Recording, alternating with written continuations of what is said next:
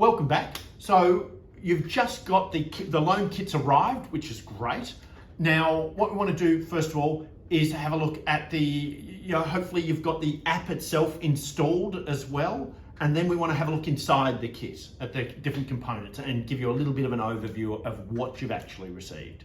So this little brick here is the hub, and I've just hit the button there to turn it on. And we've got to make sure that the crucial part is we've got to make sure that's charged up as well. So what you want to do is grab this cable out and you can plug it in. It doesn't need to be fully charged. There's a good chance it'll run straight away, but if it goes flat, nothing else will work. So you won't be able to use the motors and sensors. So to charge this, we've got this little micro USB. You can connect it in, and when it's connected at the other end to a computer or some other device, the little light there will, while it's charging, it will be red. When it's fully charged, that light will turn green. So it's 100%. And what's special about the hub? Is there anything in there that people need to know?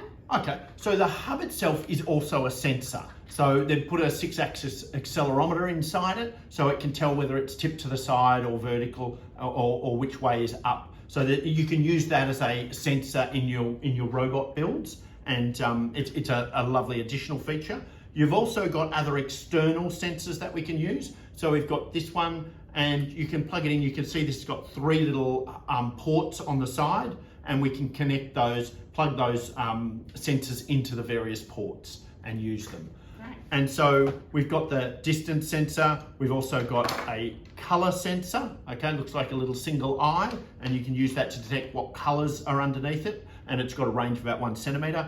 And then we've got this pressure sensor or force sensor, where we can tell how much force has been applied to it as well.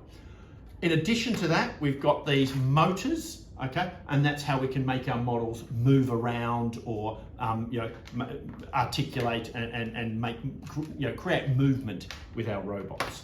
So one of the things we recommend that you do now that you've got your kit is make sure that you're booked in for a workshop with either James or our other colleague Joe. And what do they do in the workshops? What do you go through in this workshop? So in the workshop, we'll actually take you through it. So a really hands-on experience where we'll do some examples. We'll take you through the software in greater detail and show you how to program in Scratch and some of the little tricks that you can use as well. And it'll just give you a great overview of the program. In the meantime, if you want to have a play, by all means, jump into the app. It's really, you can sort of self-guide your learning. It's fabulous. One of the things that you want to do, first of all, is find the little start. There's a tab there, Start.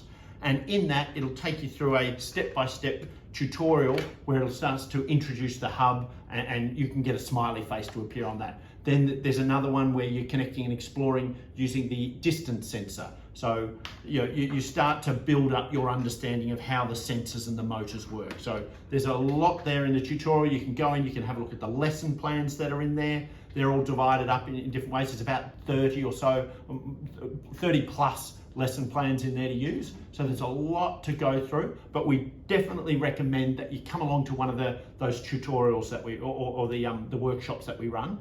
And we work on it together, and if there's anything you don't understand, we can solve it in a fun, engaging way as well. That's great. So 2 takeaways: don't forget to charge your hub, and book yourself in for a workshop. And we'll see you soon. Thank you.